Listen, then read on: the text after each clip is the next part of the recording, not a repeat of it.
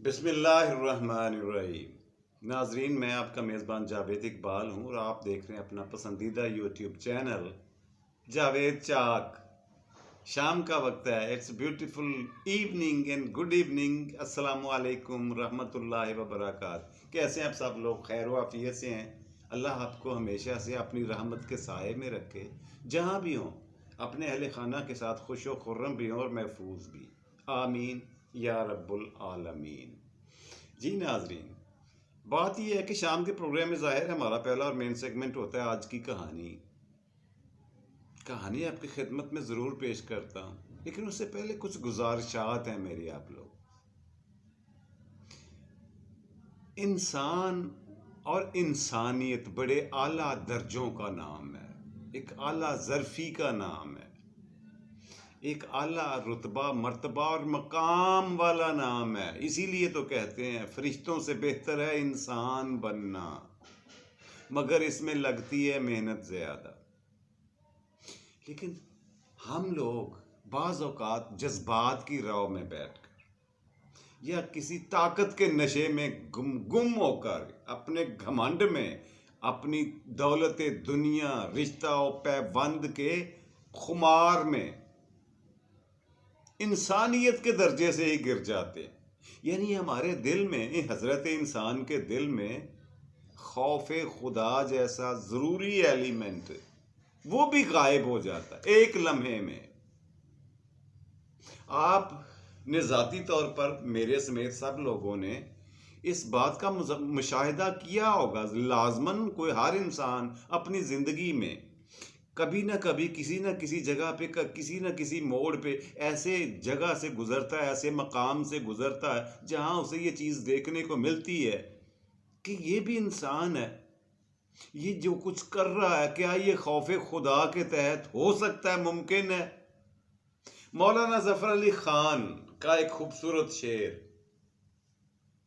ظفر آدمی نہ اس کو جانیے گا جسے عیش میں یاد خدا نہ رہی، جسے تیش میں خوف خدا نہ رہا۔ انسان کی تو پہچان ہی دو جگہوں پہ ہوتی ہے، انسان، اس کی انسانیت کا امتحان اور ٹیسٹ ہی دو جگہوں پہ ہوتا ہے۔ نمبر 1، عیش کی صورت میں، جب اس کے پاس طاقت بھی ہو، دولت بھی ہو اور تعلق داری بھی ہو اعلیٰ درجے پر، انسان کو، تمام انسانوں کو اپنے سے نیچے اور کوئی چھوٹی مخلوق سمجھتا ہو، اس وقت اس کی انسانیت کی پہچان ہوتی ہے۔ اور دوسرا، وہ جب وہ غصہ میں ہوتا ہے، حالت غصہ میں، انسانیت کی پہچان اگر کسی میں دیکھنی ہو تو غصہ کی حالت میں دیکھیں۔ اس لیے مولانا ظفر علی خان کا یہ شعر بہت ہی خوبصورت ہے، اور جو اس پہ پورا اتر جاتا ہے نا ناظرین، یہ جو خوف خدا ہے، جو اس کا ہاتھ دامن سے نہیں چھوڑتا، یقین جانیے اس کی پھر سیدھی ڈائریکٹ لائن خالق کائنات سے جڑی اور ملی رہتی ہے، وہ ٹوٹنے نہیں پاتی، مقام چاہے عیش کا ہو یا غصہ کا ہو، دونوں صورتوں میں وہ خوف خدا کو اپنے ہاتھ سے کبھی نہیں چھوڑتا۔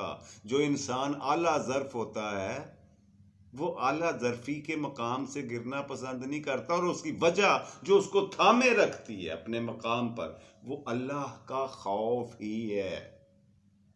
اور بعض اوقات انسان ہے نا، جب بھٹکتا ہے نا، خوف خدا کو دل سے نکالتا ہے تو پھر کچھ بھی تو باقی نہیں بچتا۔ بات یہ ہے کہ انسان، ایک خوبصورت شعر سنیں، قرض، مرض اور موت نہ ہوتی تو، 3 چیزیں ہیں پہلے مصرے میں، قرض، مرض اور موت نہ ہوتی تو حضرت انسان نے کہاں قابو میں آنا تھا؟ کہ شاید چیز، یا شاید اس کے ایلیمنٹس یا اس کی مشینری اس طرح کی بنی ہوئی ہے کہ بہت کم لوگ ہیں جو خوف خدا سے مغلوب رہتے ہیں، ہمیشہ اپنے دل و دماغ میں اس کا ایک مقام رکھتے ہیں۔ اور ناظرین، یہ بھی عرض کرتا، ساتھ ہی ساتھ یہ عرض کرتا چلوں کہ یہ وہ نغمہ ہے جو ہر ساز پہ گایا نہیں جاتا. یہ وہ خدا بندی کی اللہ سبحانہ و تعالیٰ کی دین ہے، عطیہ ہے، تحفہ ہے، جو ہر ایک کے حصے میں نہیں آتا. خوف خدا یہ گوشت اور پوست کے بنے ہوئے انسان میں، ہر انسان میں موجود نہیں رہتا، اور جس میں رہتا ہے پھر وہ بے مثل سے بے مثال بن جاتا ہے. کہانی آپ کے خدمت میں پیش کرتا ہوں. مکران کا ایک مشہور و معروف ملک مکران، اس کا ایک بادشاہ گزرا جس کا نام تھا محمد شاہ. بڑا خوبصورت واقعہ ہے. میں آپ کو مختصر کر کے، کیونکہ تمہید باندھنے میں تھوڑی دیر لگ گئی مجھے، میں اس کو مختصر کر کے آپ کی خدمت میں پیش کرتا ہوں. محمد شاہ کا ایک معمول تھا یہ مکران کے بادشاہ کا، کہ وہ ہر اتوار کو شکار پہ جایا کرتا، شکار کھیلنے کے لیے. اپنے وزیروں، مشیروں، سفیروں اور اکابرین پلس اپنے مہمانوں کو دور دراز سے بلوا کر دیگر بادشاہوں اور اپنے عزیز و اقارب کے ساتھ شوق فرماتے تھے ہر اتوار کو شکار پر جانے کی. ایک اتوار کیا ہوا کہ بہت بڑا یہ گروہ تھا شکاریوں کا، بادشاہ سلامت کا، جدھر جاتا تمام لوگوں کے ہوش اڑا دینے والا ایک قافلہ نکلا کرتا، جو جنگلات میں جا کر اپنا شوق پورا کرتے تھے، شکار کھیلتے تھے. اور یہ اکثر بادشاہوں کا مشغلہ رہا. تاریخ کی کتابیں پلٹ کر دیکھیں نا، کھول کر، تو آپ کو کم و بیش ہر 99% جو بادشاہ سلامت گزرے ہیں، یہ شکار ان کا مشغلہ اور شغل رہا ہے، ہابی رہی ہے. سو اس کی بھی تھی، دیگر بادشاہوں کی طرح ہی شاید اپنے لیے شان و شوکت کی وجہ سمجھتے ہوں بادشاہ شکار کرنے کو. خیر نکلے جی. اب کیونکہ تعداد زیادہ تھی گھوڑ سواروں کی، گھوڑوں پر سوار ہو کر یہ قافلہ نکلا شاہی محل سے، اور نکلا جنگل کی طرف شکار کھیلنے کے لیے. جب جنگل میں پہنچے تو انہوں نے ایک حکمت عملی طے کی کہ اتنے لوگ ہم اگر ایک سائیڈ سے جائیں گے تو جن جانوروں کو ہم نے شکار کرنا ہے وہ دوسری سائیڈ سے نکلتے جائیں گے. کیوں نہ ہم 2-3 گروپوں میں تقسیم ہو جائیں اور مختلف اطراف سے حملہ کریں، ایک ٹارگٹ کی طرف بڑھیں، اور یوں پہلے سے زیادہ شکار ہمارے حصے میں آئے گا، ہمیں لے کر کے جانے کے لیے ملے گا. پہلے جتنے ہم دفعہ شکار پہ آئے ہیں، ایک گروہ ہوتا ہے، ایک ہی گروپ ہوتا ہے، تو ان کو کم شکار ملتا ہے. 3-4 سائیڈوں سے، اطراف سے شروع کیا جائے. ایسا ہی ہوا جی. بادشاہ سلامت نے اپنے اس وزیر کی تجویز کو مناسب سمجھا اور اس پہ عمل درآمد شروع ہوا. اب بادشاہ سلامت کا شکاری گروپ جو تھا وہ 3-4 گروپوں میں تقسیم ہوا، جنگل کے اطراف میں پھیل گیا. ان میں سے ایک گروپ ناظرین ایسا ہوا کہ اس کے ہاتھ کوئی شکار لگا ہی نہیں. اس میں بادشاہ نہیں تھا، بادشاہ کے علاوہ تھا ایک گروپ، اس کے ہاتھ شکار نہیں لگا، اور سارا دن گزر گیا چلتے چلتے، بھاگتے بھاگتے، اور عصر کا وقت ہوا چاہتا تھا، یعنی دن غروب ہونے کی طرف جا رہا تھا، اور یہ سارا دن کے بھوکے تھے. ان کو جنگل کے قریب ایک چرتی ہوئی گائے نظر آئی، جو بظاہر پالتو گائے تھی. ظاہر ہے جنگلوں میں گائے تو نہیں رہتی، اور پھر نظر آ جاتی ہے کہ گائے پالتو ہے یا جنگلی ہے. خیر گائے اور اس کا بچہ بھی ساتھ تھا. شکاریوں نے یہ سمجھا کہ ہم بادشاہ کے اہلکار ہیں، بادشاہ کے مصاحب ہیں، بادشاہ کے تعلق دار ہیں، ہمیں کون پوچھ سکتا ہے، کون روک سکتا ہے. فوری طور پر وہ نیچے اترے اور انہوں نے اس گائے کو وہیں پہ کھڑے کھڑے ذبح کر کے الاؤ جلایا آگ کا، اور اس میں بھون کر مزے سے کباب بنا کر پوری گائے کھا گئے، اور ہڈیاں وہیں کی وہیں پڑی رہ گئیں. بھول گئے کہ ہم کیا کر رہے ہیں، کیا کرنے جا رہے ہیں، اور ایک خدا بھی ہے، اللہ بھی ہے جو ہمیں دیکھ رہا ہے، اور ہم ایسی گری ہوئی اور نکمی گھٹیا حرکت کر رہے ہیں جس کا اس دنیا میں بھی اور اگلی دنیا میں بھی ہم سے محاسبہ کیا جا سکتا ہے، حساب مانگا جا سکتا ہے۔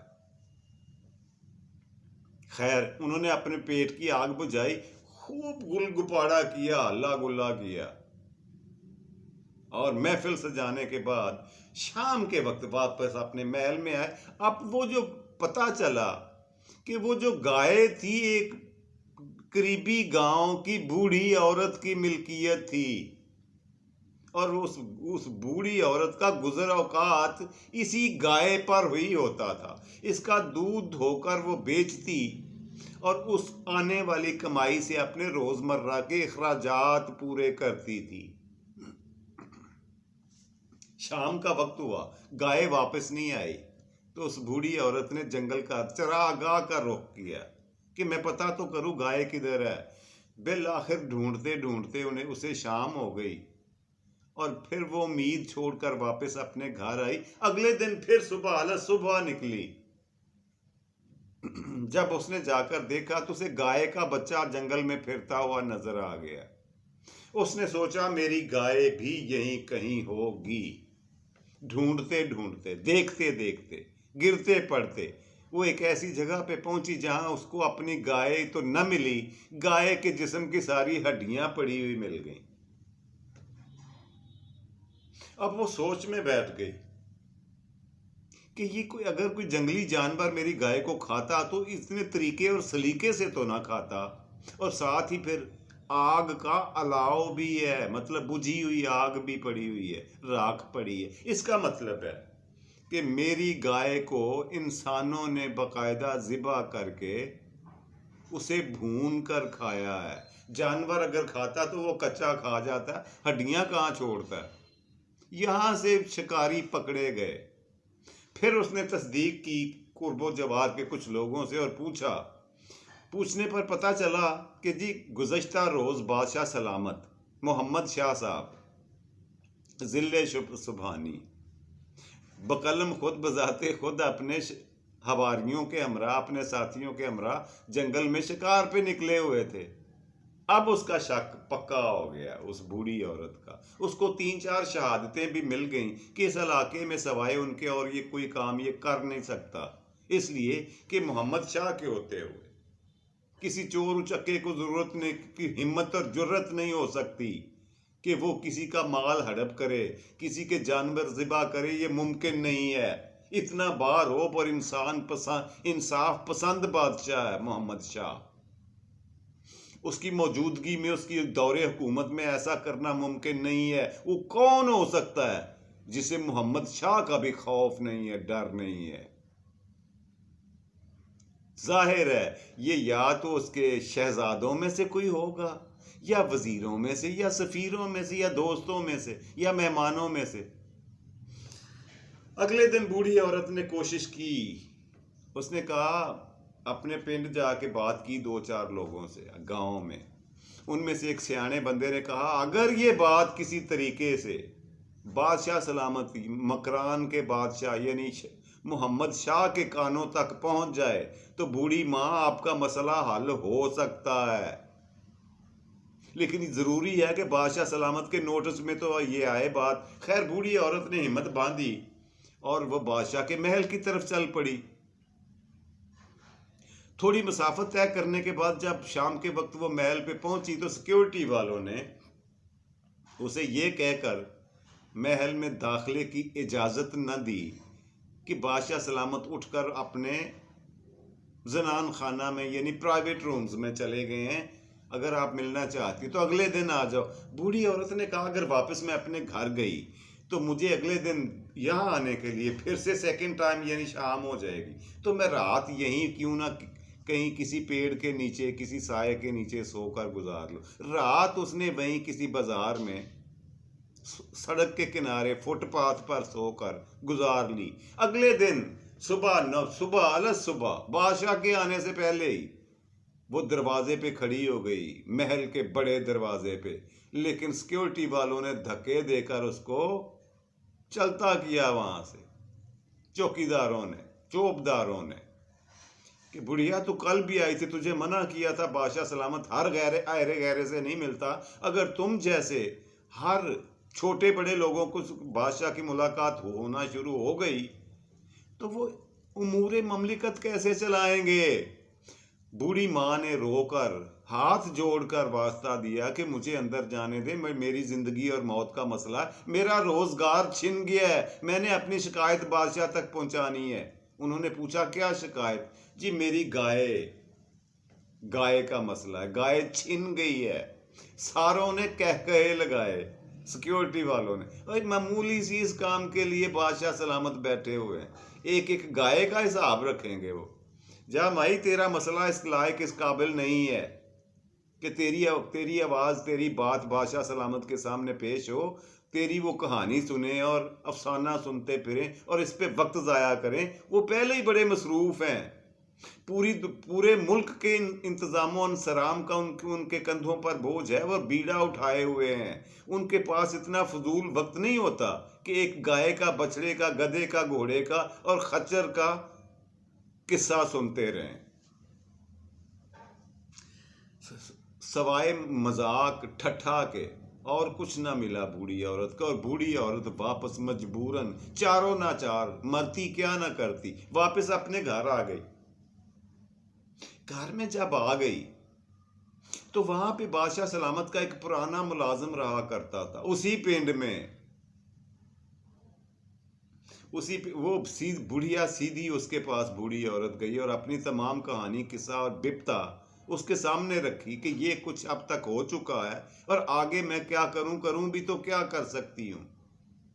اس آدمی نے سابقہ ملازم کو بادشاہ سلامت کے روٹین میٹرز کا پتہ تھا، کیونکہ وہ دربار میں ملازم رہ چکا تھا۔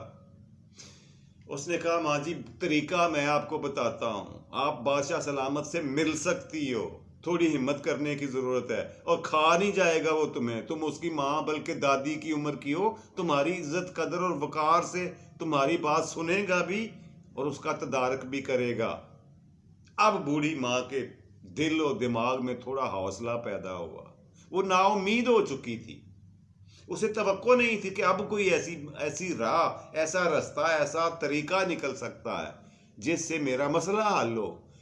اس سابق ملازم نے بولا یہ کہ ماں جی بادشاہ سلامت جو ہے نا اپنے دوسرے شہر میں اپنے رشتہ داروں سے ملنے کے لیے ہر مہینے کی پہلی جمعرات کو جاتے ہیں، مہینے میں ایک دفعہ جمعرات، اور وہ بھی مہینے کی پہلی جمعرات، اور دن کے وقت جاتے ہیں۔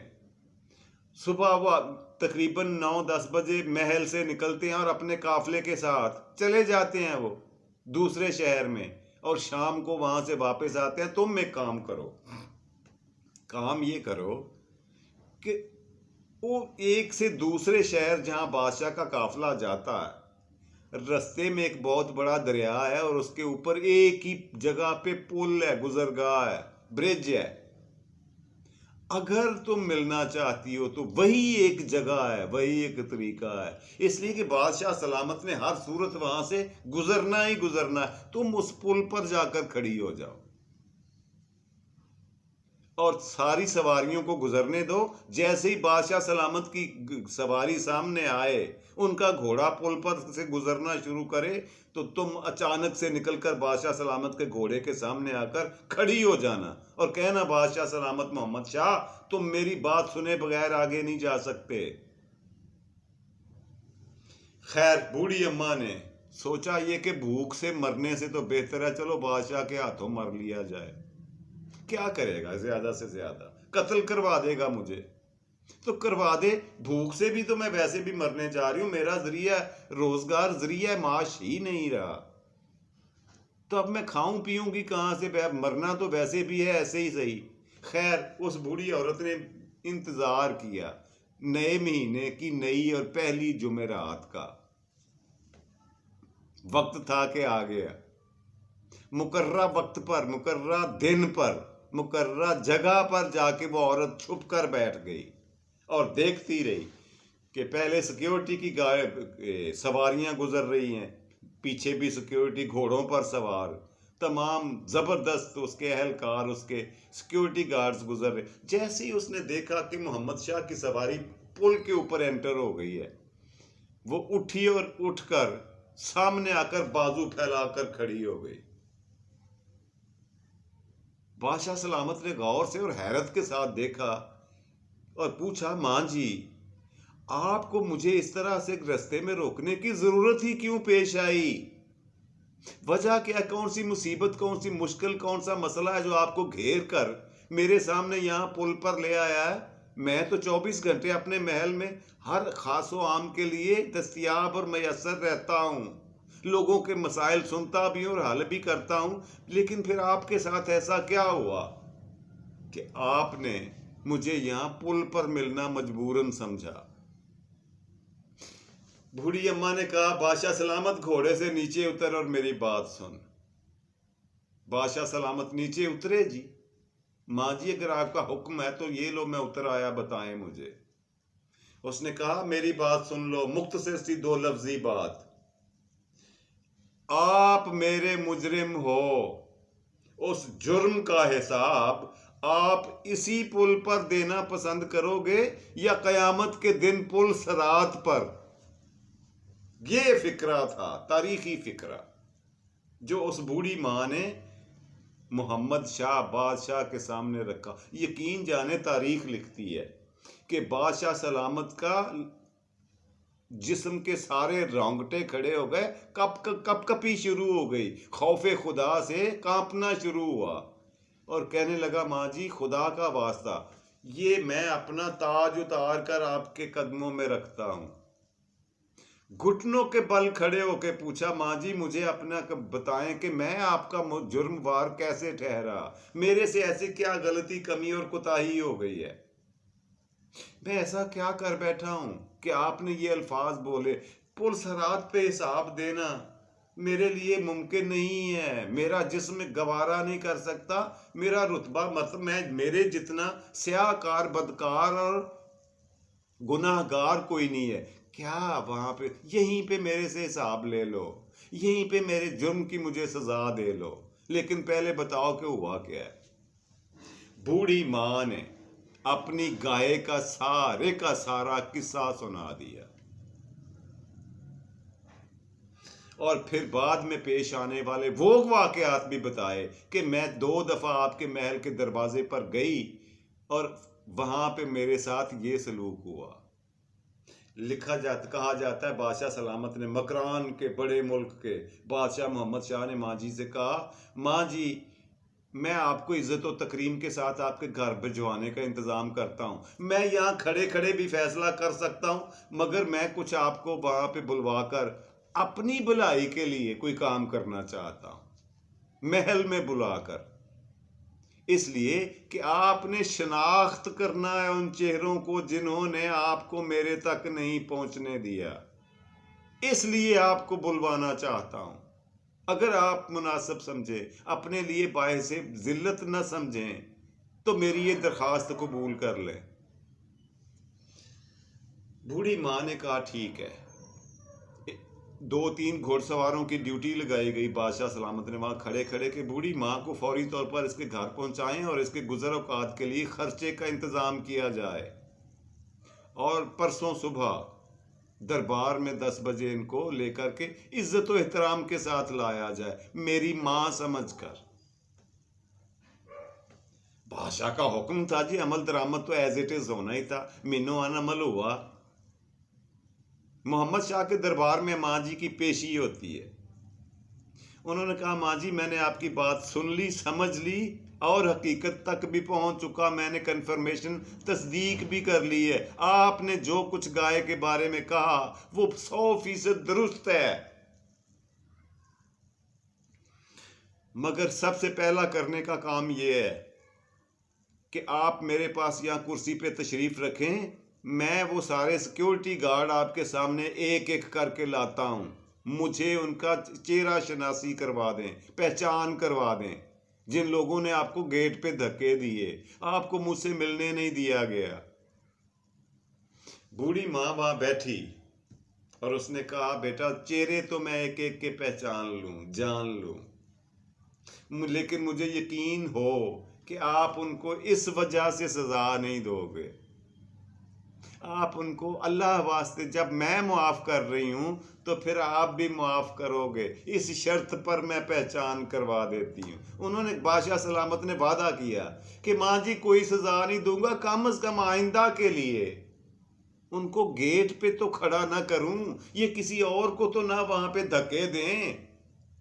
اس لیے ضروری ہے کہ آپ ان کی شناخت کروائیں۔ میں آپ سے وعدہ کرتا ہوں کہ کسی کو جانی مالی نقصان نہیں دیا جائے گا، کسی کی نوکری خطرے میں نہیں ڈالی جائے گی، کسی کی رزق روٹی پہ ڈاکہ نہیں پڑے گا، کسی کو جسمانی یا مالی سزا سے دور ہی رکھا جائے گا۔ خیر، ماں جی نے وہاں بیٹھے بیٹھے ایک ایک چہرہ شناخت کر کے بتا دیا۔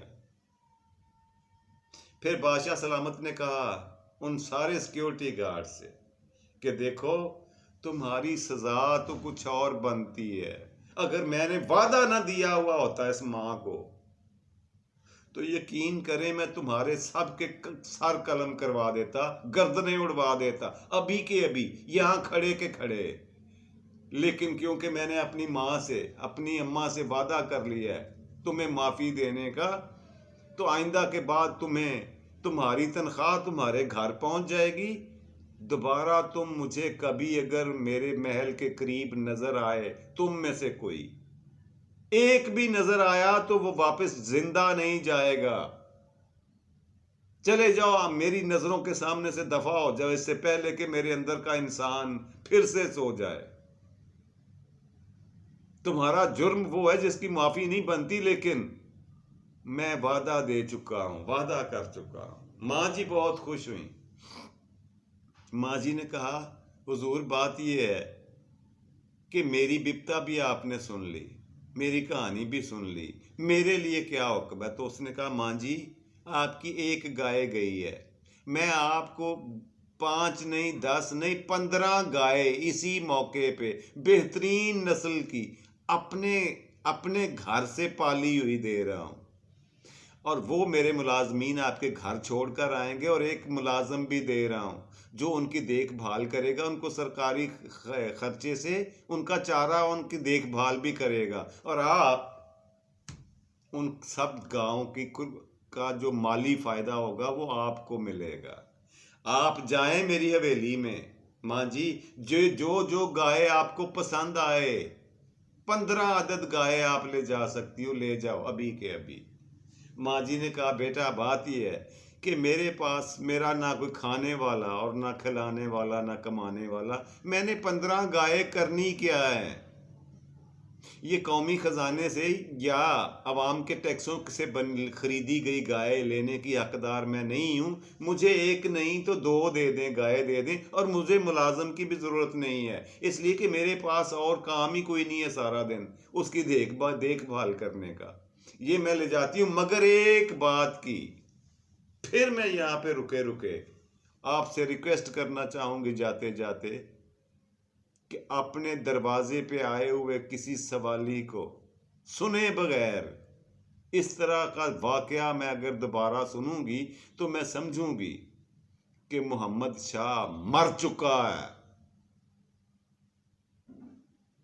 اس نے کہا ماں جی مرے ہوئوں کو تو نہ مارے، محمد شاہ تو اس وقت ہی مر گیا تھا جب آپ کی کہانی سنی تھی کہ آپ کے ساتھ جو رویہ جو سلوک ہوا میرے دربار کے، میرے محل کے دروازے پر، اس وقت ہی بادشاہ محمد شاہ مر گیا تھا۔ اب آپ کے سامنے تو ایک گوشت پوشت کا ٹکڑا پڑا ہوا ہے، وعدہ کرتا ہوں جب تک میری سانسیں چل رہی ہیں آئندہ سے کسی سوالی کو، کسی مظلوم کے لیے میرے گھر کے دروازے 24 گھنٹے بند نہیں ہوں گے۔ تمام گارڈز کو حکم دیا گیا کہ چاہے میں سو رہا ہوں یا جاگ رہا ہوں، گھر میں ہوں یا باہر ہوں، لیٹا ہوا ہوں یا بیٹھا ہوا ہوں، ہر صورت میں مجھے ہر سوالی سے، ہر درخواست گزار سے فوری ملوانے کا انتظام کیا جائے، دوبارہ میرے کانوں تک یہ شکایت نہ آئے۔ یہ تھی ناظرین آج کی کہانی جو میں آپ کی خدمت میں پیش کرنا چاہ رہا تھا۔ بڑھتے آج کے پروگرام کے دوسرے سیگمنٹ کی طرف، اور وہ روزانہ کی طرح ہوتا ہے آج کا سوال و جواب، جس سے آپ کی معلومات میں بھی، میری بھی معلومات میں تھوڑا بہت اضافہ ہو جاتا ہے، اور آپ کی معلومات میں بھی۔ بڑا خوبصورت سوال کروں آپ سے، یہ بتائیں کہ بیت اللہ یعنی کعبۃ اللہ کا جو دروازہ ہے اس کے اوپر آپ نے دیکھا ہے، یا تو کئی لوگوں نے تو خود جا کر بچشمے خود دیکھا ہے، اور کئیوں نے ٹیلی ویژن پر یا تصویروں میں دیکھا ہے، اس کے اوپر سونا لگا ہوا ہے، گولڈ۔ کوئی بتائے گا کہ کتنے وزن کا سونا لگا ہوا ہے بیت اللہ کے دروازے پر؟ وزن کتنا ہے اس سونے کا؟ جی ناظرین، سونا لگا ہوا ہے جی 30 kg، 30 کلو گرام سونا کعبۃ اللہ کے دروازے پر آویزاں کیا گیا ہوا ہے۔ سبحان اللہ۔ جی ناظرین، بڑھتے آج کے پروگرام کے تیسرے آخری مزیدار اور آپ کے فیوریٹ سیگمنٹ کی طرف، یعنی آج کا شعر ملاحظہ فرمائیں ذرا، جو میں منتخب کر کے لایا ہوں، بہت ہی مزیدار شعر ہے۔ کچھ بن نہ پڑا ہم سے تو ڈبو دیں گے سفینہ، کچھ بن نہ پڑا ہم سے تو ڈبو دیں گے سفینہ، قسم خدا کی منت طوفان نہ کریں گے، قسم ہے خدا کی منت طوفان نہ کریں گے۔ خوش رہیں جی، خوش رکھیں، خوشیاں بانٹیں اور خوشیاں سمیٹیں، اپنا اور اپنے پیاروں کا رکھیں ڈھیر سارا خیال۔ فی امان اللہ، رب راکھا، اور پاکستان زندہ باد۔